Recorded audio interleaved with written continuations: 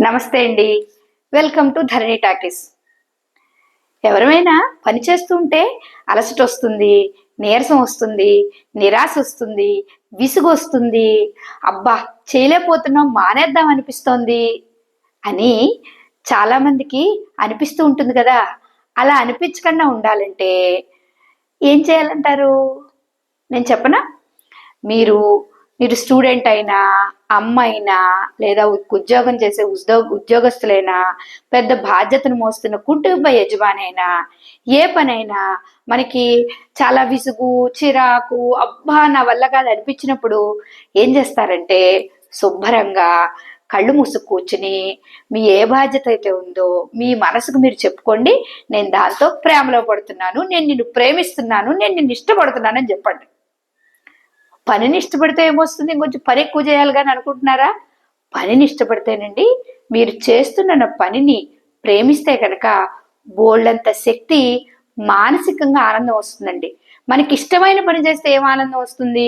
చిన్నోడుకు చూడండి, ఇష్టమైన పని ఆడుకోమంటే పడిపోతాడు, మోకాళ్ళు చిరిగిపోతాయి, మోచెప్పులు అరిగిపోతాయి, కొట్టుకుపోతాయి, బట్టలు పాడైపోతాయి, ఆయాసం వచ్చేస్తుంది. అయినా కూడా ఆడుకుంటాం ఆడుకుంటాం అంటారు. మరి ఆడుకుంటాలో అలసిపోవట్లేదా?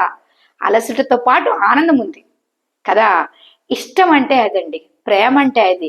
మీకు పని మీద అలాంటి ఇష్టాన్ని పెంచుకోండి. మీరు చేసే ఏ బాధ్యత మీదైనా సరే అలాంటి ఇష్టాన్ని పెంచుకోండి. బాధ్యత మీదే, పని మీదే, అప్పుడే ఆనందం మీద అవుతుంది.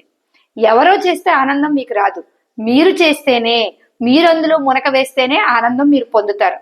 ఎంతటి ఆనందం అంటే మళ్ళీ రోజంతా అద్భుతంగా గడపడానికి సరిపడా ఆనందం వచ్చేస్తుందండి. అదే పూజ. దాంతోపాటు ఇంకొక ప్రయోజనం కూడా ఉందండి. మీరు ఏ పని అయితే చేస్తున్నారో అందులో క్రియేటివిటీ పెరుగుతుంది, సృజనాత్మకత. కొత్త రకంగా ఆలోచించడం ఎలా, ఈ పని ఇంకొంచెం సులువుగా ఎలా చేయగలం, ఇంకొంచెం అందంగా ఎలా చేయగలం, ఇంకొంచెం బాగా ఎలా చేయగలం, ఇలాంటి ఆలోచనలు, ఇలాంటి కొత్త కొత్త ఊహలు మీకు మొదలవుతూ ఉంటాయి. ఎప్పుడైతే మీరు చేస్తున్న బాధ్యతలో కానీ, పనిలో కానీ, దాంట్లో ప్రేమలో పడ్డారనుకోండి, పెదాల మీద చిరునవ్వు, గుండెల్లో ధైర్యం, మనసు నిండా ఆనందం అండి.